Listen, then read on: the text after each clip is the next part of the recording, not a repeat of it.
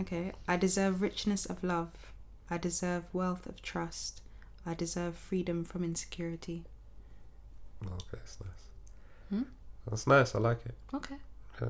Good. Yeah. Are you making that face? Because you never really like things straight away. You're a perfectionist. Welcome back to another episode of Aries and Gems. I'm Aries. And I'm Gems. Welcome back, guys. Yeah, welcome back. The topic of the show this week is about black love and the black dating scene. And we've been watching Married at First Sight. We just finished watching Married at First Sight. And we're going to use Kwame and Kasia as a reference. Shall I say Kwame and Kasia?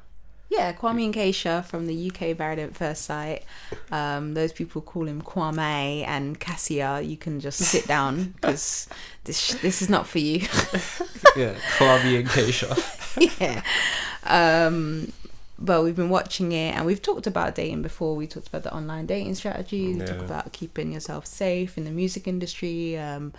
We've touched on it in drips and drabs, but I think we've not done like a dedicated like black love, black dating dynamics kind of episode. Yeah, because it's rare that on national TV they put two people who are intentionally trying to date black together. Where Kasia stated her intentions. West African, I want a black king. And then Kwame was like, he was open.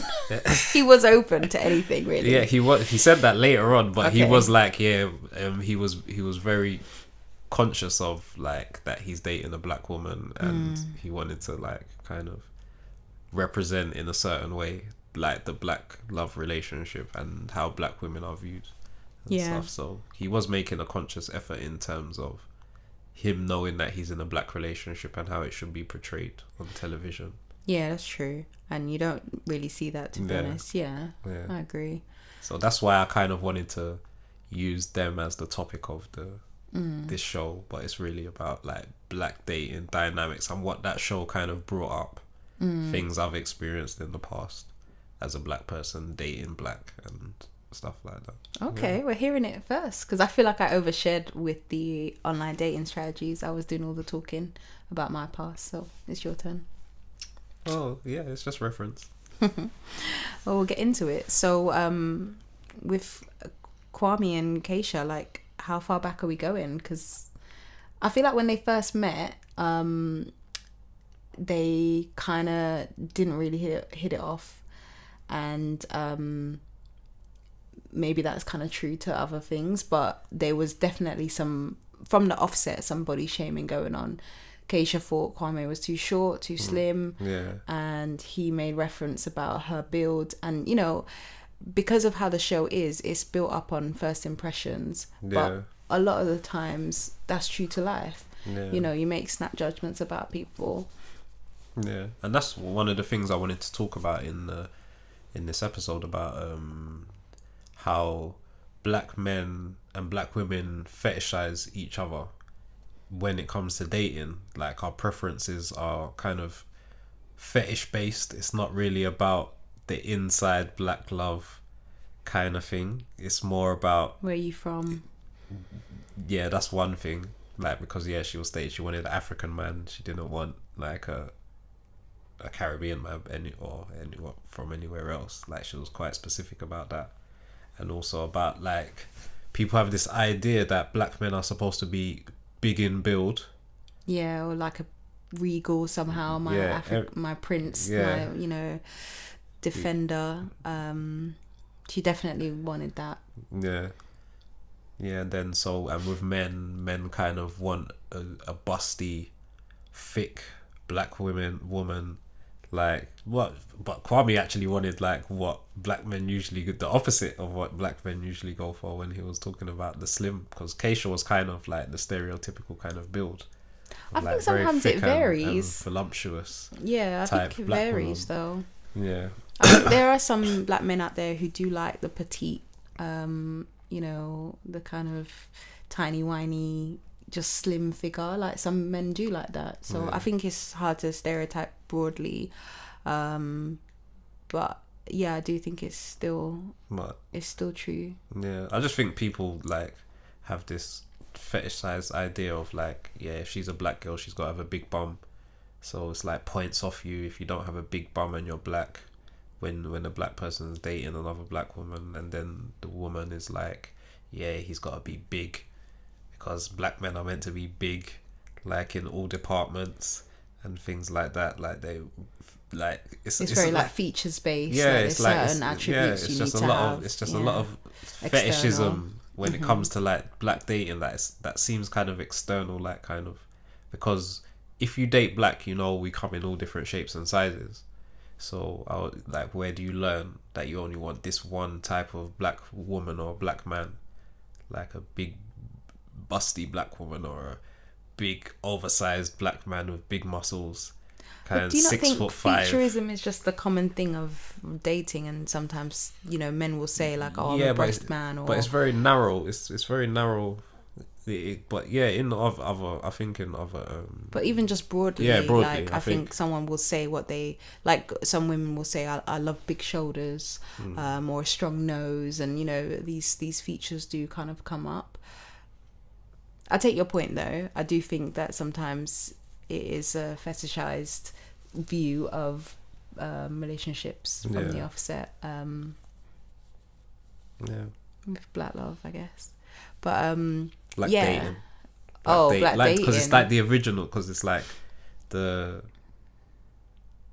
dating. It's not really gone into the black love stage. That's the hope that you get in. So it's like when you're intentionally kind of dating black, and then you're like, okay, what am I gonna go for? What am I gonna look for? So it's a very narrow view that people put onto black men. So if you don't fit that narrow stereotype, there's a lot of kind of black men or black women being rejected, and they might struggle to find a black partner if you don't fit into that mold.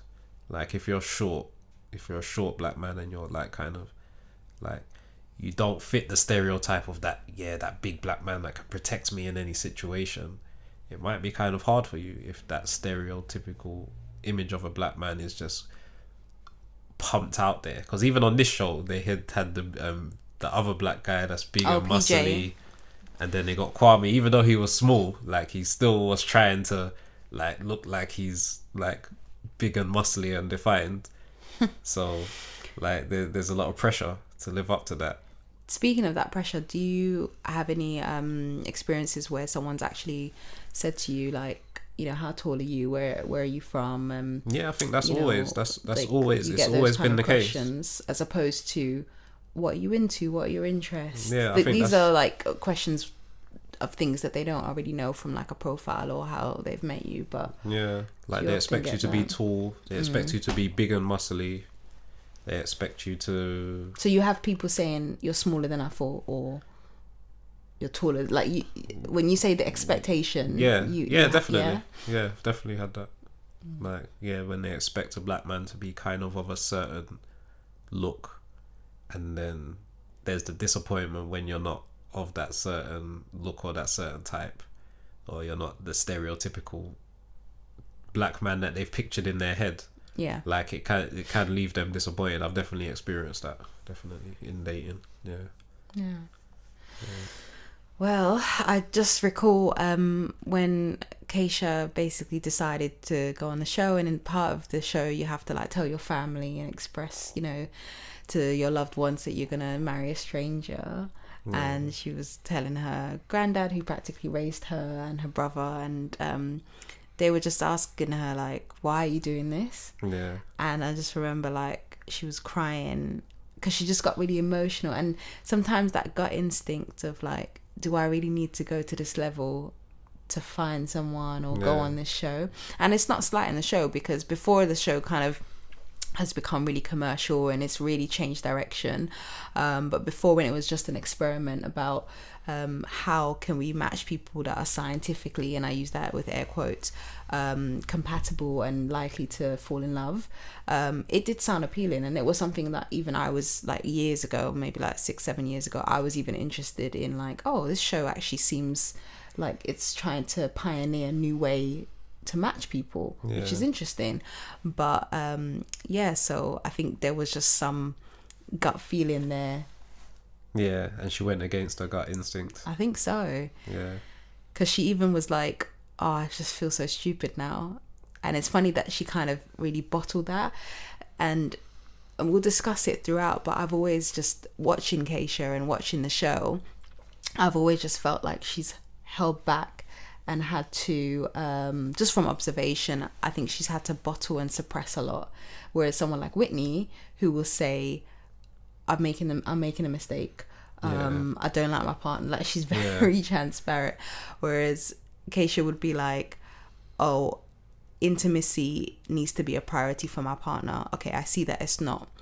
And it never really surfaced its head as intimacy. It surfaced as sexual desire, as, you know, demand for sex and that sort of thing. Intimacy doesn't always mean sex. It could just mean moving your chair a bit closer, talking, being honest, being vulnerable, talking about the stresses and complexities of maybe running a business. They both have children.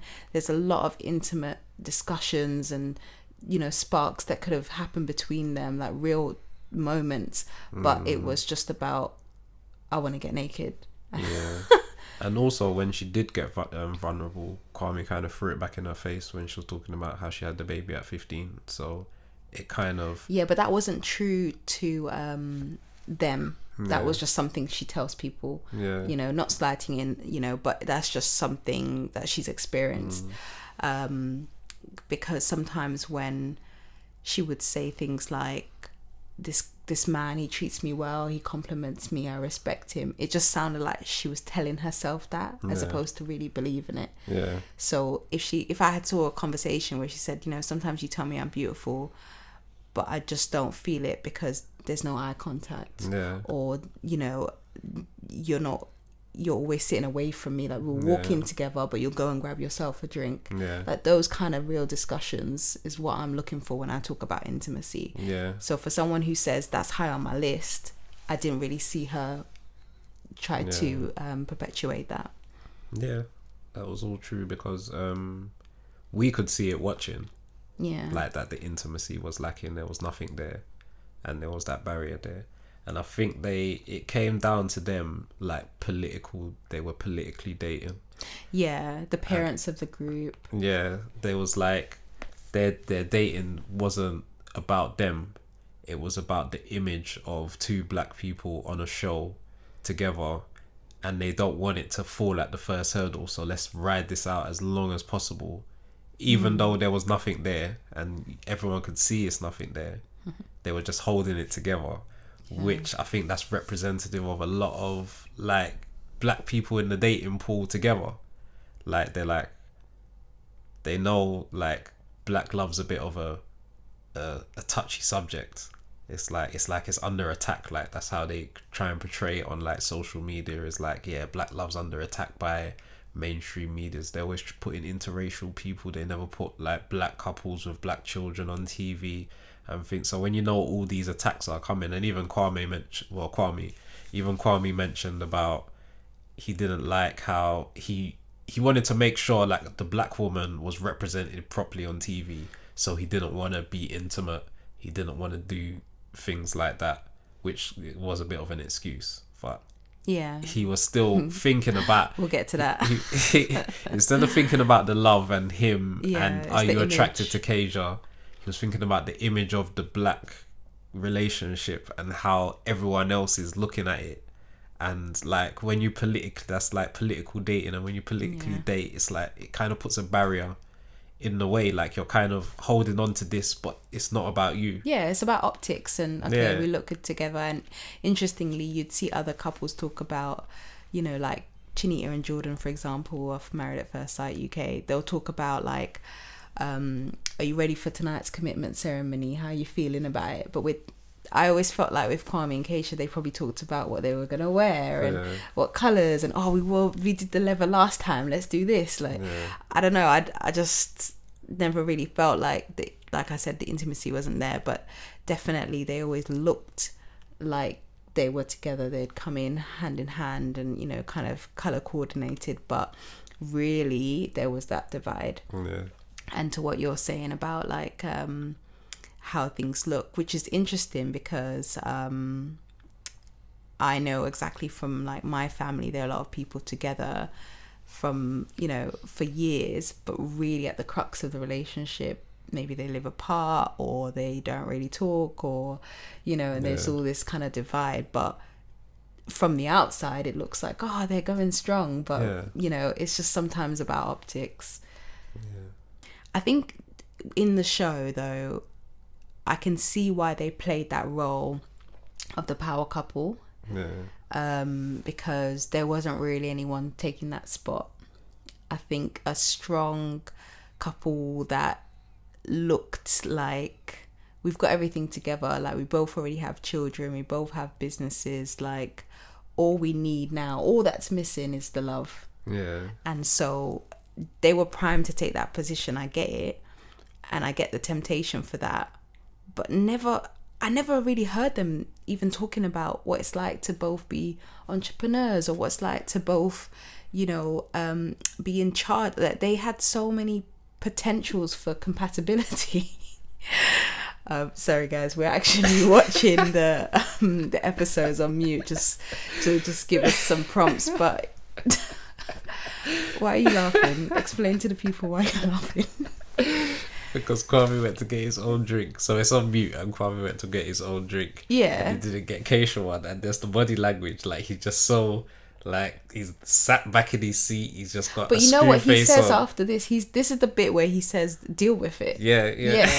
So imagine. But just watching it on mute, and then watching the body language, like how they just, like, he's just so, like, dismissive of her. And it's, you can see it in his body language. And in the show, he never showed, like, the love for her. Like, he didn't show the opposite side of, like, because you could see there, like, he's like just like, just, we're apart. Like, it was just basically, there was just like you get your drink, I get my drink. You're drinking beer, I don't like that. Oof, let me sit back and have a disgusted look on my face. And make that the issue, as opposed to, you know, me not kind of being on the same page with you. And I think also with some of the things that he would do, I remember in the very beginning where he would say, like, oh, everyone's babe, everyone's love. So it doesn't mean anything when you tell me I'm beautiful, or I look good, because I know you're going to be saying it to Sophie, Jenna, Whitney, like you're going to be telling everyone they look good and they look beautiful. Like it doesn't mean anything. His words were very meaningless on the show. I think like, so. Everything that he said had no conviction to it. It's like he was reading off a script. Like, anytime he wanted to compliment Kasia, it's like it was like he was being forced to compliment Kasia. Like, it's just like doing it for the image. Like, he didn't mean, you couldn't, there was no feeling in any of his words, and you could tell that Kasia could, like, feel that as well. Because even though the show is heavily edited, you could still see, like, for example, like Sophie and Jonathan, you could see the way she looked at him, and you could see the appeal in her eyes. Like, they couldn't edit that out. You know, but if the attraction was there, we would have seen it. One of the cameras would have picked it up. You know, with Duco, we saw the puppy dog eyes, how he just adored Whitney. So yes, the show is heavily edited, but if the attraction was there, and he keeps telling people, oh, she's a beautiful woman, she had all the qualities, she could cook, she could do this, I asked for someone strong, I asked for someone ambitious, I got what I wanted. Tell your face. If you talk about the honeymoon and just sex and physical relationships in general, when people are dating, a lot of people hold on to the meaningless words of men, and I think that, like, in the show, that was kind of reflective of their relationship. Like, there was nothing there, but because Kwame knew to say the right things script wise, because there was no feeling behind the words. Like, she was kind of holding on to that when she could have just left from the beginning and be like, yeah, this guy isn't into me. Like, from the jump, he was talking about I and not we, and we're supposed to be married. That was the first red flag. But he's saying, he's in here, he's in this, he does like her. Like, he kept needing to be corrected that, remember, you've got a wife now. Like, it's not about you, it's not your holiday, it's our holiday. It's our honeymoon. And you know. So, like, a lot of people, like, hold on to, they let a lot of people's words get away, like, allow things to carry on further than they need to, kind of thing. So like when you're dating, like you've got words have to be backed up with actions, like, because that's how a lot of situationships start. Like we're just left in limbo because you're like, okay, we've got together, he's saying all the right things, but he's not doing the right things. But he's saying the right things. Let's see where it can go then, instead of just waiting out for the actions to match the words or feeling the words. I get what you're saying, and I think sometimes people do use like sex as a springboard to maybe feelings later on. Do you think then that there is some ground for, you know, if the intimacy was there, if the attraction was there and not, you know, questioned, do you think there's something to be gained from waiting? You know, like how he was saying, like, I can just be with somebody, it's not difficult, but I want something deeper. If that was true, so we have to imagine a completely different person now, but like if that part was true, is there a benefit to, when you're dating somebody, just putting that on the kind of back burner and really just concentrating on getting to know them, getting to know how compatible it is. you are? I think that's definitely a stronger foundation in waiting and not letting the sex blur the lines by having the sex too early. So in that sense, he was saying the right, like I was saying, he was saying the right things, but he was saying it to cover his tracks and not actually saying it because of what he was like kind of pretending that he's saying for. I want to wait, I want to know that I'm fully there. He knew he was never going to get there, and he was just trying to put it off as long as possible. But if he was honest, he would have had like the look in his eyes like, oh yeah, I'm attracted, I love this woman, but I really don't want to mess things up with the sex, having sex too early, so let me just wait and kind of make this stronger. But there was nothing to build on. Like you have to have that initial like for someone, and then to be saying, okay, I'm not going to rush into this, I don't want sex to blur the lines, I really want to know that I like her and she likes me back without like the sex. I think he was a bit of a tease on the honeymoon, to be honest. He was always saying like, oh, it's a full moon tonight, you look good, like just really objectifying her, but then saying, let's take it slow. So I actually think there was some mixed messages going, so I understand why she was like, but he didn't even go for a kiss or nothing. He could have at least like, they could have had I feel like if she tried to kiss him, he would have just danced and been like, hey, you know, and just made it into a move and just made some excuse. But even if he kissed her and then it was a very passionate, intimate kiss, but he still wanted to wait, it's has more valid grounds to what he was saying. But it just, the way he was moving, he was so distant towards her. Like even when she was coming onto him, it made it now seem like she was a sex pest. The way that she was like, or that she just sex hungry, because of how he was so distant from her, and then it made it look bad on her part. I think it's I think a lot of it is like the point I made about the body image. I think even the families recognize. So when Kwame walked down the aisle, I think it was Keisha's mom and her friend, they were saying, no, even before he walked down there, his groomsman, she was like, oh, they're short, I hope he's like the tall one in the group. And then he comes down and it's like, oh, I'm not sure, like, so I think first impressions, it means a lot. And they just weren't each other's physically like type, I think. And you do need to say that up front if you're trying to just tick a box, you know, because we have people on the show like Lara and Richie, and Lara did mention like, if I don't get through with this married at first sight thing, I'm done with love.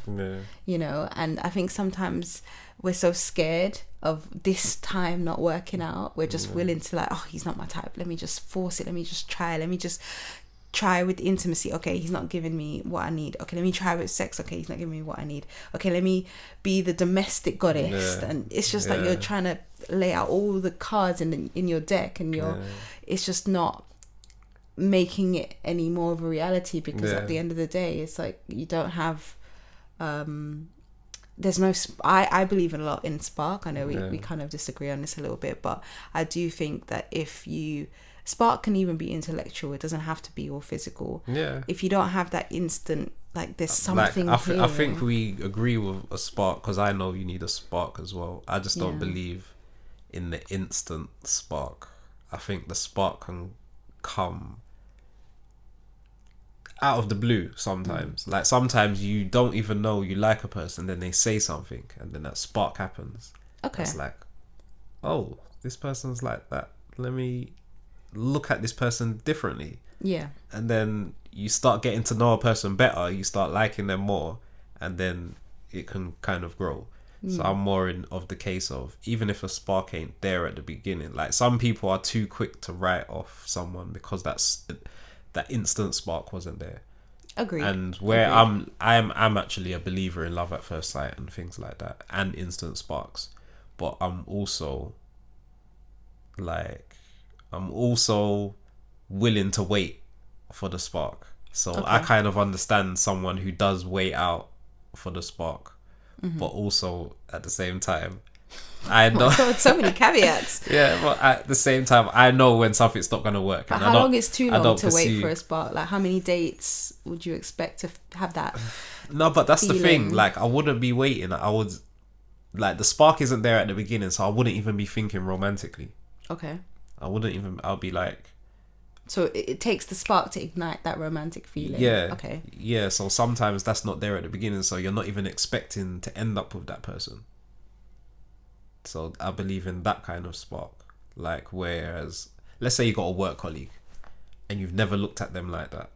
It's just, you just go to work, everything's professional, and then one day you're just out of the work environment that you're in, they say something and it sparks something. And they're like, hold on, this person's into that. I could kind of vibe with this person like that. I didn't know that I could talk about this with this person. And then it gets you more encouraged to like talk to them outside of work. Then you get to know them more. You build up a better rapport, like, and then you start liking each other. You're like, oh, I like this person. I didn't even like them at first. So that is a different kind of spark. To an instant spark when you meet someone, you just feel something. It's like, oh, this is the one, and I'm going for it. Yeah, but I think they're in equal merit. They're equal. They can equally produce a good relationship. That's why I'm not as dismissive to when that instant spark is not there. So with you, are you more instant? It has to be instant. If I'm okay, which level of honesty do you want?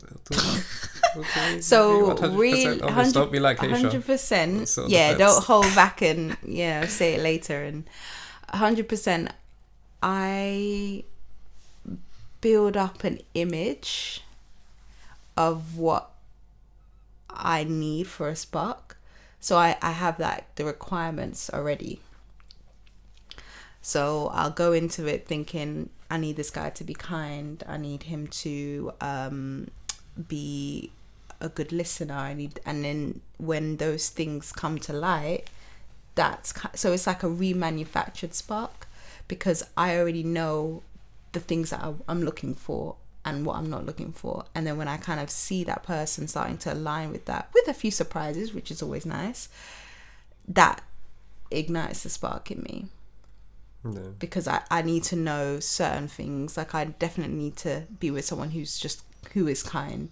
Kindness is really important to me in a relationship.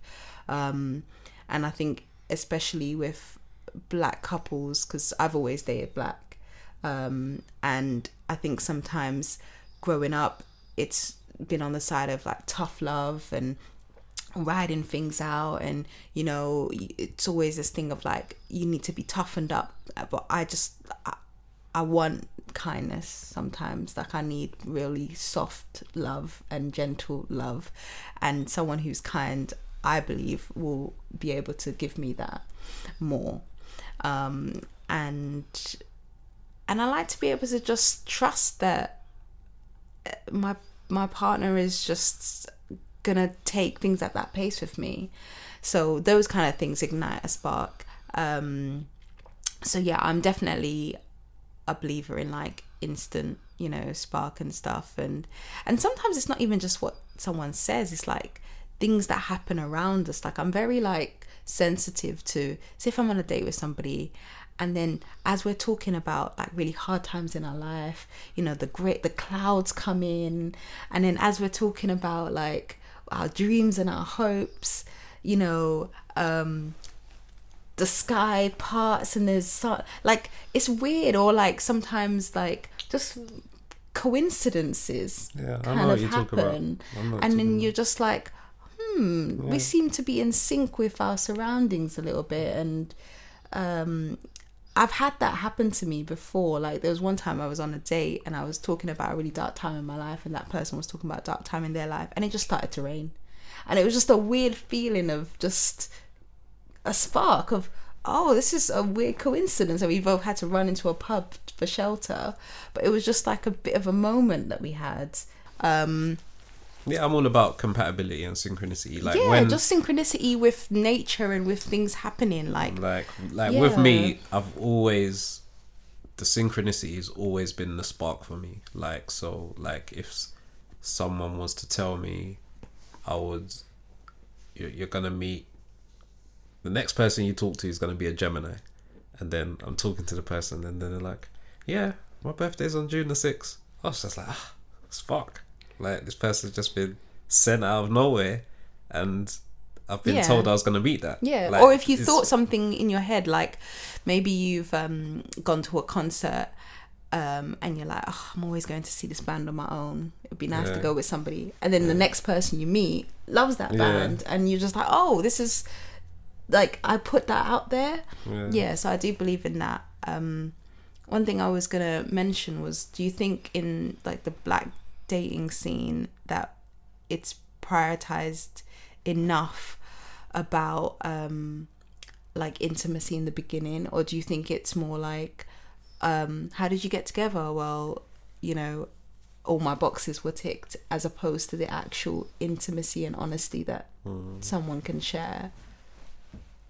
I think that because you don't really hear it a lot. When I ask someone like, how did you get together, what is it about that person, I don't really hear a lot like, oh, I can tell him anything, I trust him. Maybe people are too afraid to like be that vulnerable, but it's like, I would love to hear the kind of the reasons, because when you're single, I feel like these are like the things you need to look out for, not the vacuous like, oh, we have this in common, he's a good cook. Like what are the things, like does he call your mom as well? Like just the real intimate moments that kind of, I think, are a bit of a blueprint as to why your relationship is working out. I think with I think just dating in general, but amongst black dating, it's very shallow. There's too much trauma that people carry with them before getting into a relationship that keeps it on that shallow surface level, because they don't trust, once you go deep, is this person even going to stick around once he finds out what's really under there when you get deep. So I think people like to keep it shallow on surface, and it's like, okay, we got an attraction, we had sex, it was okay, like he wasn't a selfish lover, let's have a relationship then. Like it's very surface level. It's not like my mum was ill and was fighting cancer, and he was there every step of the way. He was there and he didn't have to be, and he had work, and I just thought that was just amazing of him. Like it's never something like really like heartfelt that makes a relationship. That's more likely to get you in the friend zone. Like you're more likely to be a bestie if you're just there for someone during hard times and stuff like that. So I think a lot of relationships are kind of, because even sometimes I ask my friends like, why are you with this person, and it's like they can't really say. And then when someone's really honest, if someone's really honest with themselves, it's like, oh yeah, it's just regular sex. Like I don't want to be out there. I don't want to be out there dating. The dating scene's crazy. Let me just find this one. So their reasons for being with someone is usually like, it's better than not. Yeah. Okay. Yeah. So that's like the common like when you really ask someone really, like, what is it? Like, why do you want a relationship? I'm actually sometimes scared to ask my friends that, because I feel like I'm probing, and I might unearth something that I can't then repack and reposition. But me, I like asking those deep questions. I know, but sometimes I like getting it. you can't leave someone all tangled up because you decided, okay, I'm gonna reroute what it is you think about your relationship or whatever. And I think the greatest thing is when you can just see it. So I've got friends that I don't have to raise the question, because I can see the kindness, I can see the support, I can see the love, I can just in the way they talk, the way they move, what they do, I can see it. There's no question about it. You think any of your friends have been able to see it, or just anyone passing by has been able to see it in you, like where they've seen you and your partner and been like, yeah, I see the love? No one has said it, but I'd hope that they could see it in the way that I talk about my growth and what I'm doing and like the support that I get. So I would hope they'd see it from that, because I remember realizing, kind of had a bit of like an aha moment where I just thought, you can measure, okay, this is what a successful relationship looks like because we've moved in and we've got married and we've got kids and we've bought a house and we have a car. Like, you can have those milestones, but I'm the kind of person that talks about, we're trusting each other now and we're really sharing openly about our finances, and we're looking to invest and build together, and or I can say like my partner's really helping me with like a side venture and a business, and I'm hoping that because I share those things, those unconventional milestones, let's say, that they're seeing the intimacy and they're seeing that it isn't just shallow, because I do try to bring those things forward, because I've learned from the past that when you skip over those things, you kind of don't even realize that actually there's not many at all to really draw on. So like for example, I would be afraid to share my problems with my friends, but if I had, I would have, even just in saying them aloud, been like, oh, it's getting too much now. Like, it's not every day, like problems. I would have realized, and so I think it's good to share, and I would hope that they do, and they see the growth in me, and just little things like, because I do get anxious about certain things, and like just the other day, my friend was saying to me, oh, when you get home, because I had a very convoluted journey to get home, she was like, oh, text me when you're on the bus, and I was like, no, I'll be calling my partner then. Just things like that I'd hope that they would see and stuff. But then again, it's not really about what others see, but close friends, I'm talking like my almost like people I've known 15-16 years, and I'm the kind of person that does have the benefit and the fortune of having long lasting friendships. So I'm hoping that they see that, because these are the same people that I'm going to want to fork out on dresses and flights, and I always think about that, like, you want me to come to your wedding, but I don't know anything about your marriage and what you're opening me up to. Like, I don't know if this is the right choice for you. Like, I know we kind of, it's an event and we see it as that, but ultimately, like, I'm bearing witness to what?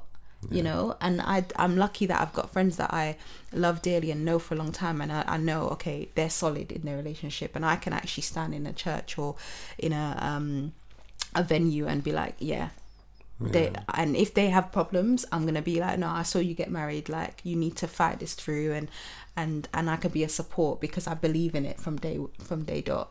So that's why I think it's important to share. So what do you think about dating and time wasting? Like, wasting each other's time? Like, do you think, like, how can we stop like the culture of time wasting, basically? Because I think a lot of dating involves like time wasting. Because I think Kwame was from the beginning gonna waste Keisha's time, and then in the end we find out Keisha never liked Kwame anyway. Yeah, that's what she said. Yeah.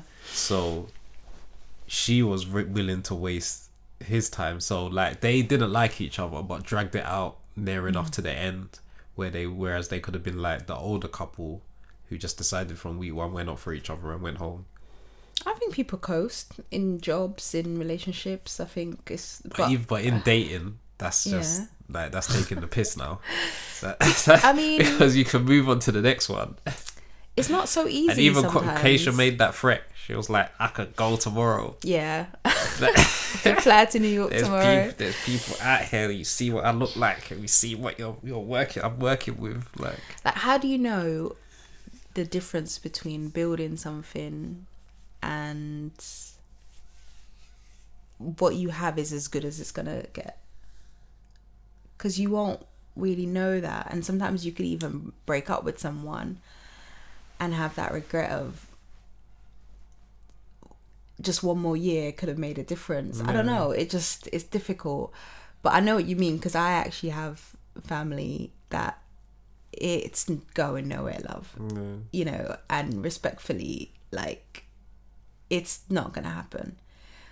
But yeah, and I'm talking like living in 2 different continents, and you still think that one day something's gonna happen and you're gonna get a commitment, but it's not. So there's coasting like that where it's like extreme and it's bants and whatever, but then I know what you mean where some people, but I think dating coasting is just taking, because you're not even together. You're just trying to get to know each other. If you don't really have intimacy and you're just going on dates, but then you might even have someone that you just go to restaurants with. You're just going out with them as a social thing. It's not even a some people. But when that happens, there's usually like one person who's wasting the other one's time, and the other one's kind of holding on. So they're wasting their own time. They're not wasting the other person's time. They're wasting their own time in terms of they've seen the red flags. Keisha saw the red flags from day one, like he was I and not we, and she flagged it up. She weren't really that attracted to I mean, she weren't, well, maybe she was attracted, I don't know, because this is the thing with Keisha and Kwame. Okay. Keisha actually looked like she liked him, so when she said in the end she didn't, maybe she was hurt. Yeah, I think it was more that. Yeah. Once she was hurt, the like drained all out of her. Well, and the last thing he said to her was, "You've made an enemy out of me." So that just that puts your pride, you know, kind of, you've got to protect that after all. So I think she actually did like him, to be based on her actions. I think she did. She said that she respected him. She said he treats me well. But he didn't though, because he didn't even get her a drink. Yeah, but she just said that. That wasn't the truth. So it must have been off camera. Because on camera he weren't treating her well. Like, and she kept saying yes in the, you know, when they had to do the stay or but that's what I think about her. She was wasting her own time. In that sense, is that I think she did like it, but she knew she was wasting her time with him, and Kwame was wasting her time by keep saying the right things. Because you couldn't really challenge him because he was always saying the right things. Yeah, they were both always saying, okay, I want to stay. Because mind you, with the show, every week you've got to vouch whether you want to stay in the process. So the way we're talking about it sounds like they were under duress, like they absolutely have to do this experiment. But they kept saying, no, I'm staying for more. I'm staying for more. And having these problems. I get your point, but I just think... I think it's difficult to know if you're building something, dating someone, getting to know them, or if you're coasting and wasting someone's time. And also, there are people out there, and I'm going to hold my hands up, you know, you date people who date you. Yeah. And yeah. and what them liking you is what's attracting you to them. And it's just this mess of, actually, I'm not diligently figuring out what I want. Are we compatible? Are we, I'm just attracted to the attraction that you see. Yeah. And that's where we're going. Because I got a friend that's like, I date who likes me. You said that openly, yeah. Yeah. It's like, I date who likes. Why are you laughing so desperately? Because it's not two ways. It's just, I'll take whoever likes me. It's just funny. It's like, it doesn't matter what they're like. Yeah, but that was my life. I used to be like that. So it's not all shits and giggles. Yeah, you gotta feel the good side of liking someone back that likes you. I know, but sometimes it is attractive to just feel like, yeah. But I don't this person, for better or for worse. I'm different. I'm like, someone likes me, I'm like, okay, yeah, that's cool. Like, I like that someone likes me, but I don't like you back. Like, it's just, it makes me weird. It makes me act weird. Like, when I was a child, it used to make me, because I could only go by my natural, not knowing anything as a child. When someone liked me and I didn't like them back when I was a child, I was like, ugh. It made them become like an enemy. Like, I wanted to fight them to make them not like me. Okay. Because I didn't like the feeling of them liking me and me not liking them back. Okay, yeah, that is different. So I guess as because an another adult, person might have thought, maybe there is something there. Let me just try, let me just try. Yeah, because they like me. So whatever they see in me, maybe might be able spark. to. Yeah, it's just I couldn't imagine dating like that. Yeah, and that's how you can coast, and also expectation. Like, there is this thing of, you need to be, like I said with the milestones, you need to be so far along. Like I know examples of people that have been together, building intimacy, building trust, building respect, but the marriage has come later. And that's still there's still a route and a path for that, and I think it doesn't have to be one size fits all. So someone can look at that and be like, is your time being wasted because it took 11 years to get married? I don't know, like, it's just subjective, I think. Yeah, it's true, because I've been critical of people, men, like male friends, acquaintances and stuff that have been in long-term relationships, and to me, but if the intimacy, love and respect is there, what else is missing? Just the marriage. But then no, I'm saying, like, so sometimes I'll have friends and they're talking about, like, because they're with you, because they're chilling with you, you're thinking they're using you as like an escape from their woman. Oh, okay. You kind of feel like, instead of having this open dialogue about their feelings and their relationship with their partner, they're using you. Not even that, they want escapism. So it's like, that's kind of a sign that your relationship isn't, like, me in a relationship, I don't seek, me in a good relationship, because I've been in a bad relationship where I have seeked out going to chill with them as an escapism. Okay. So I know that that's a sign that your relationship isn't really that great. You're just, like, you'd rather go on holiday with your boys than your girlfriend and stuff like that. Yeah, and things like that. Those are red flag signs. So when I'm seeing those, I'm like, why are you wasting the woman's time? Like, you're letting it rack up to 7 years, 8 years, 9 years, 10 years, 11 years. And you know that you prefer chilling with them than her. You prefer going on holiday. You prefer socializing with your friends over your girlfriend. Like, where's your relationship going? Because you're with your girlfriend, you're eventually gonna have to move in with her, or you're living with her. You're gonna have to do something. Is this how your life's gonna be forever?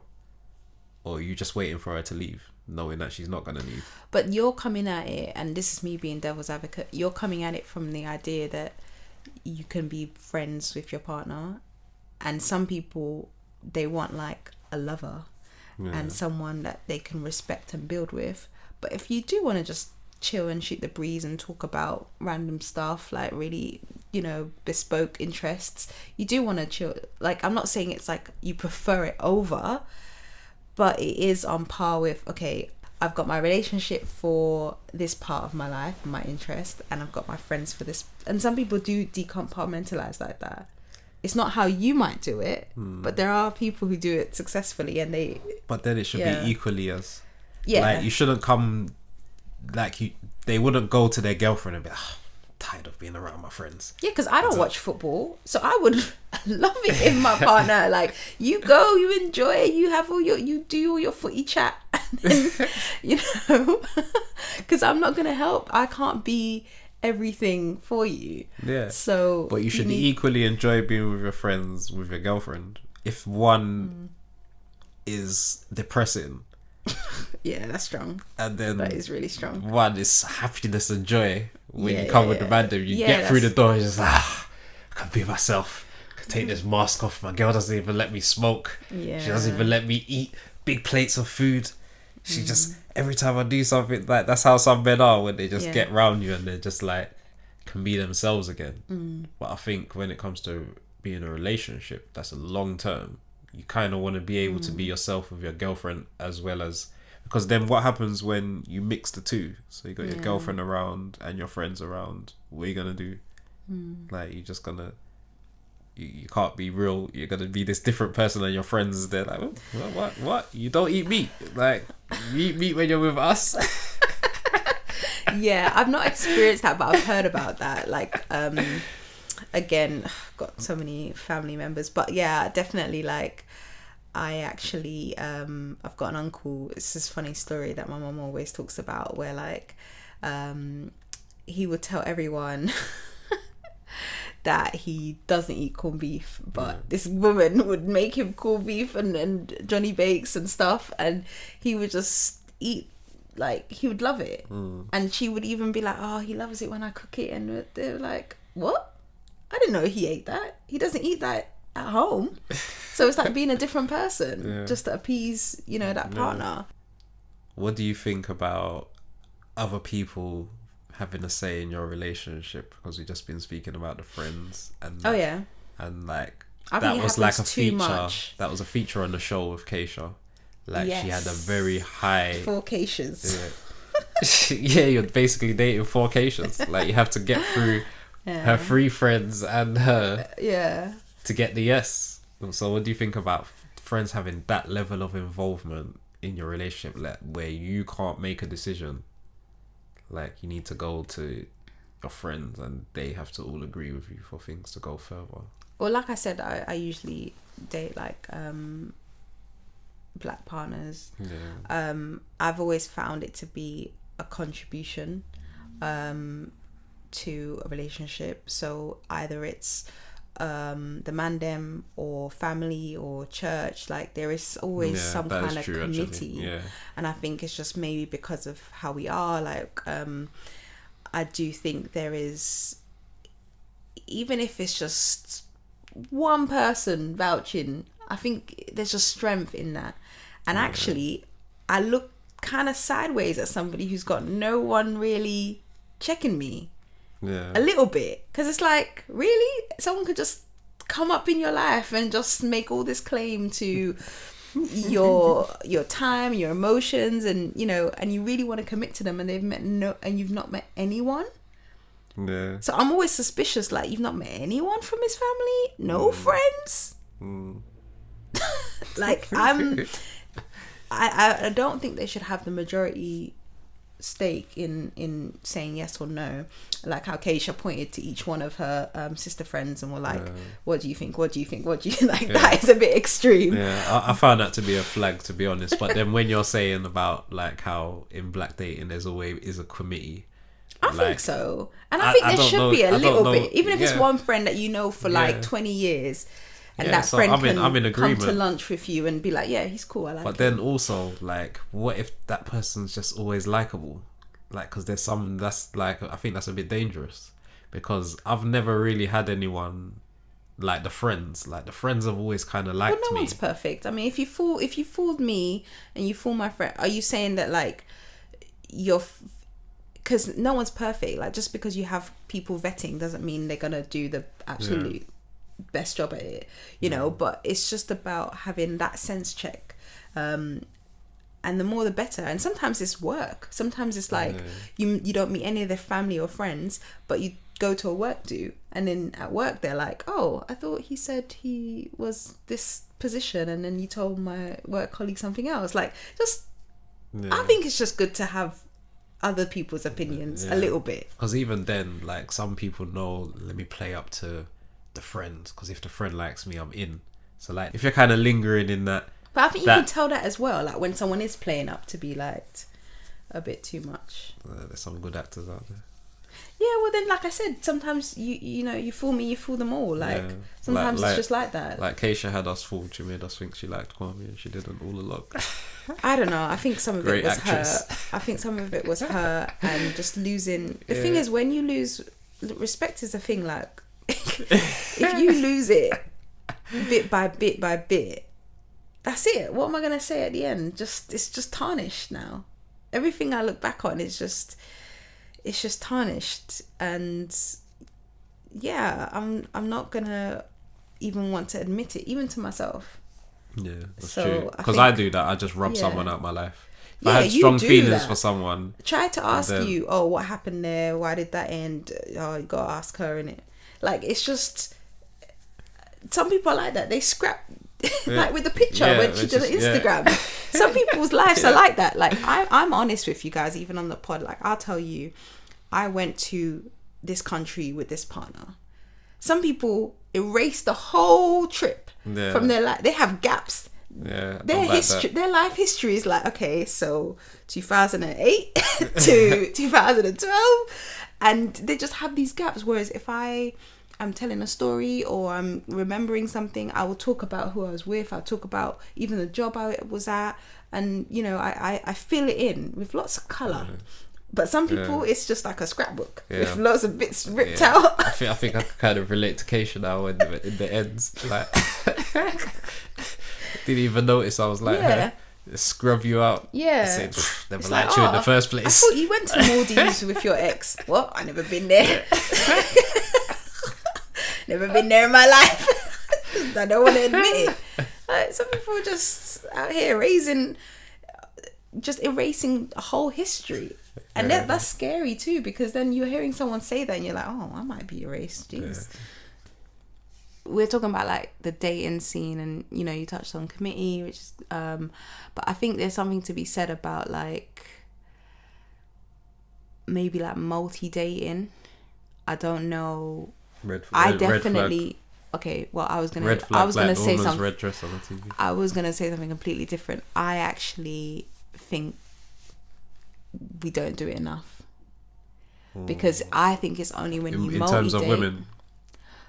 No, both ways, even same sex. Like, I think men multiple date like normal. Yeah, and that's our culture and ritual. Yeah, so I think like when you've got a friend that's single, it shouldn't be like, oh, you dating anyone? It's like, who are you dating? Like, it should be an open, not just one, but like an open question, and just encourage that, because I think, like we said about wasting time and, you know, building up the hope in somebody and investing and liking who likes you, like, I think just opening yourself up a little bit more is important. Because like, even if you had a job, like, you wouldn't, if other opportunities landed on your desk, you're not like, nope, I'm just doing this. Like, you would open yourself up to that. Depends. Some people are like that. Yeah, maybe. I'm a workaholic, if you haven't, you know, been able to grasp.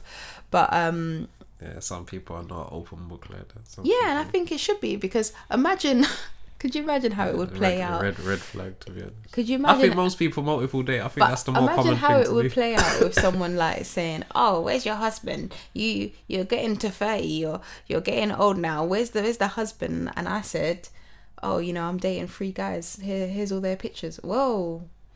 Like, I don't know what the reaction would be, but I think that should be normalized. In this modern day of liberal but I think it should be normalized. Like, auntie, like, this is like, I am trying. Well, that's old school. That's like an old school person. If you told someone your age that, like, 90s born and after, they're like, oh yeah, go you, more power to you. I think it's more of an empowering thing. They're like, yeah, I do that as well. Like I date 6 guys. Like you, like a whole can of worms would open, and you realize there's a bigger community. Yeah. And you didn't really need to hide that you're multiple dating. Yeah. I'm curious. Like I'm dating. Like I think multiple dating now is probably more common because look at all the options that women have compared to men. Like men have to kind of go out and get a lot of rejection, but women get thousands of offers. Do you really think they're just dating one guy out of the thousands of people that want to go out on a date with them? Do you think so of women like hetero women, do you think like, because I often have to remember this when I listen to like podcasts and discussions and stuff, but I feel like sometimes there are people out there who want to be in a relationship, but they don't really like just even being around that opposite sex. Yeah. So, for example, it would be like, oh, everything he does annoys me, embarrasses me, and it's like they're waiting for this perfect person, but really, they want to kind of like. It's like I hear them talking. I'm just like, it's like you want to date yourself. Yeah. It's like you just want to be on your own. But you have to be with someone. Yeah. So I get that. And it's just like, you know, there is an option where you can casually date and don't keep it, you know. And if you don't want to be with someone right now, it's not by force, and it's okay, because some of the things you're saying are just normal human behavior. People have faults, you know, and it's giving you the ick. Yeah, everything is giving you the ick. Everything's annoying you, and everything's not quite right. It's embarrassing. Okay, he's doing too much. He's not doing enough. Like it's just, you start sounding like a man hater or a woman hater. Yeah, like just toxic and emotional. But if the mention of the opposite sex is brought up, it just brings out all this fire emotion out of you. Oh, he's got too many friends. Oh, he's got no friends. Oh, God, he works too much. Oh, he doesn't work enough. It's like, who is this perfect person? It's you. You just want to be on your own right now. Yeah, but I definitely think there is a lot of that. A lot of people that don't like the opposite sex, they may be attracted to, like for men, they're attracted to the vagina, but not the woman that comes with it. That's like a common kind of saying. And then with the woman, they just want the penis, not the man that's attached to it. They're like, oh, does it have to come with a man? Can't it just come in a box? So like, it's probably why the dildos sell. It does. Disguised and discreet. They got ones that you can stick on mirrors now, and ones that do all sorts of craziness. It's never better than the real thing, though. I'm sorry. It needs the man attached to it. Okay, no, not always. It's just a different. It's your feminist side about to come out. No, I'm just saying trying to erase the man. It's not about erasing the man. It's about a different kind of pleasure. Like, why just have cake when you can have messes up your body. Cupcakes. You can have messes up the spiritual connection that you need to bond with the. No, the I'm talking sex. about a different kind. Yeah, it ruins of pleasure. I don't think it ruins it. It cuts that bit out. No, it makes it hard for self-touch and exploration is. Makes it hard. It makes it hard. Masturbation's the devil. Quotation marks. Okay, you're trolling right now. I can't take you seriously. How are you saying I'm controlling? I'm being serious. No, trolling. I'm not trolling. Being serious. People, every time you start getting the real talk, people always try to dismiss you. Okay, so it's also No Nut November. Oh yeah, that's so. Let's get into it. Since we're going there. What, No Nut November? Yeah, I take part. I'm part of the gang. Okay, whatever that means. But yeah, I think self-touch is very important to discover yourself. It's a different kind of pleasure. Like I was saying, my analogy is like, why just have cake when you can have so many other types of desserts? Like, it's not just about pleasure being one thing. Like, the pleasure I get with a partner is different to on my own. It's different when I watch porn, whereas I'm watching women, I'm watching men, I'm watching, like, it's different pleasures. Yeah, it is. So why is it the devil? Why did you say that? No, just the way that it's like it's more spiritually draining, whereas like intimacy with a partner that you like is spiritually uplifting. I find self-touch spiritually rewarding sometimes. Like I don't know, like I just maybe it's my own personal relationship with it, but it's like it's a kind of, it's exciting for me. Yeah. And yeah, it's an excitement. It's just like, I'm feeling to, no judgment. Yeah, no, but honestly, no judgment at all. Like, I feel like it's exciting. I don't have to, I'm glad that I never feel like, I have to tell my partner, because I know some people in that dynamic where like their partner will be jealous. Yeah, I think that's weird. But I would never take away someone's self-pleasure. Yeah. Because that's like taking away someone's self-love with their self. Yeah. But it's just like, so there's always negatives and positives. So there's a negative side to like your self-pleasure, because it detaches you. Like, I'll speak for men, like when men get addicted to masturbating, it makes it harder for them to connect with women, and like even causes erectile dysfunction, like knowing that you can't get it up properly when it comes to real sex, the real thing, because you're so used to, like, you might develop a porn addiction, so you're used to being aroused by porn. Now when you see a real woman and real things, it's just not the same for you.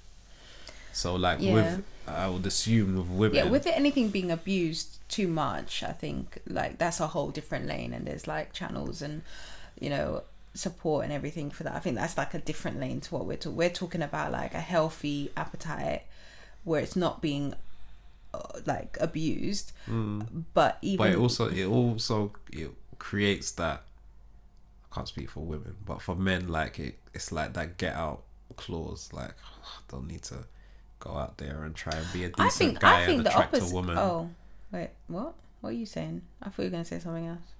No, I'm just saying, like, when you know you can just stay at home and masturbate all day.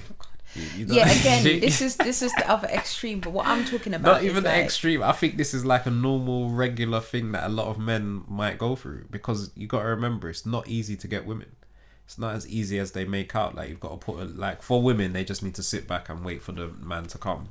For men have to actually go out there and hunt, in quotation marks, because you don't want the feminist gang attacking, saying that men are hunters, but men have got to go out there and hunt. But why are they sitting back and waiting? What is going on here? What are you talking about? I'm trying to make a point. Okay, but I'll let you land. Yeah, the men have to actually go out there and hunt for women, so it's not as easy for them. So a man can just decide, I don't want to do that, that's just long, let me just sit back and just masturbate, and it just, they can go on Bumble, the women talk first.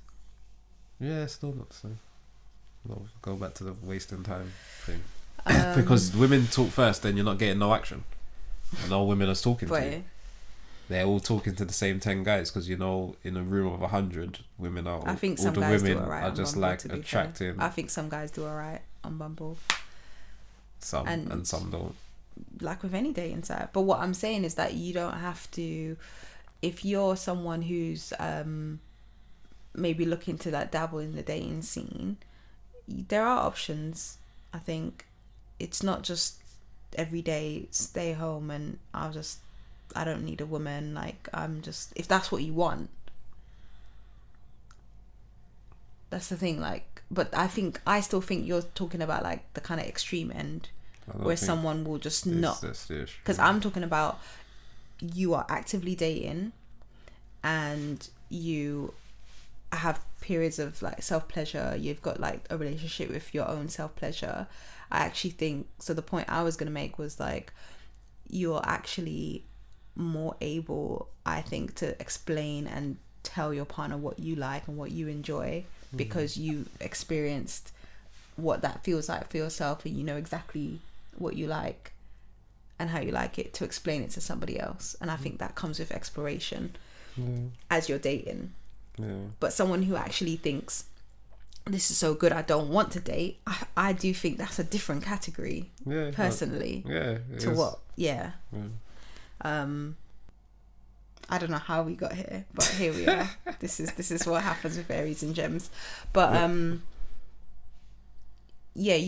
what just triggered me was the whole masturbation's like the devil and stuff. That just kind of really, and I said you were trolling, but that's why I need to talk about it, because I feel like No, what my point is, one, it helps you to recognize what you like, and that's important. Two, I think it's a source of like rejuvenation for you, because it's actually, why can't you comfort yourself? Why can't you show yourself love and be what you need for yourself? Like, I think there's nothing wrong with that. And yeah, I'm not talking about the point like where it's to the extreme of, oh, I don't want to date anyway, or I don't want to leave the house, or I've got an addiction, and that I don't want to downplay that, because that's a really serious thing that people struggle with who have, you know, an addiction. So yeah, I don't really want to downplay that. So I'm talking about something very specific, and ultimately sometimes it could be fun. You know, you try different things, and you know, okay, maybe that's not for me. It must be fun, because that's a lot of people are addicted. So, do you think there's a kind of narrative within black dating about being the power couple, being the boss couple, being not just what you were saying before about optics, but like black luxury and the branding of like excellence and being black excellence together? Like, it's not even like black love isn't enough. It needs to now be black love excellence. It needs to be businesses. It needs to be like, you know, new build home. Like it's now got a new level to it. But I think that's a good thing, personally. Yeah, I think that's a new dynamic of black love, because I think black love has had mostly negative like press and negative coverage, to the point where someone would see a picture of a black couple, and just get excited.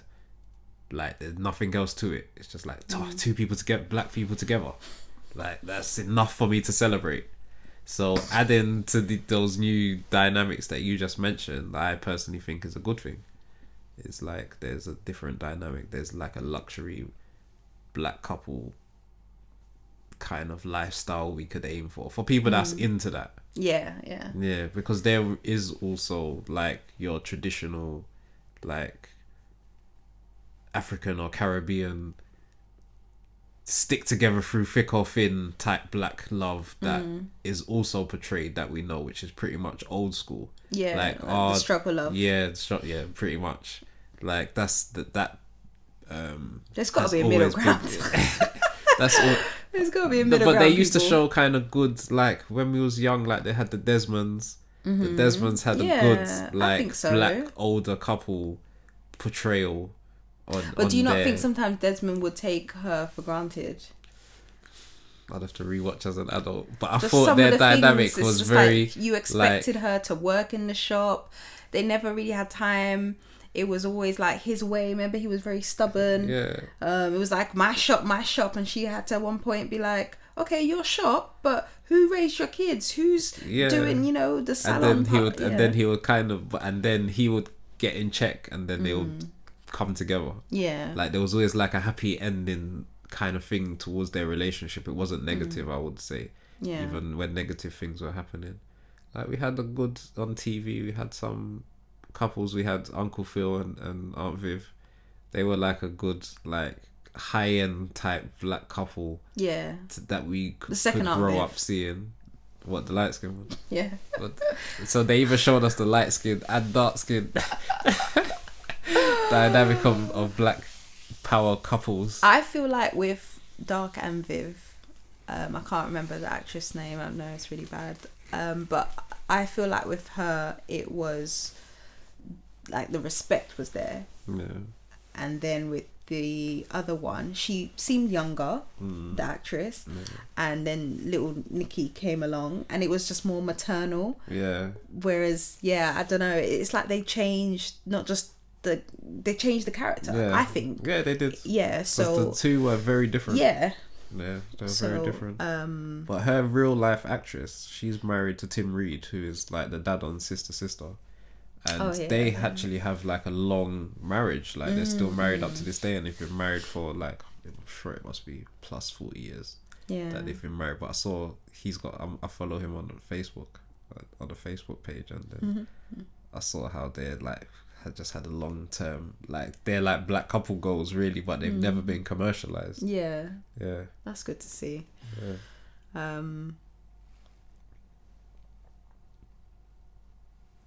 Yeah, because I don't even remember light skin Aunt Viv even like Having going much to lines. work. Yeah.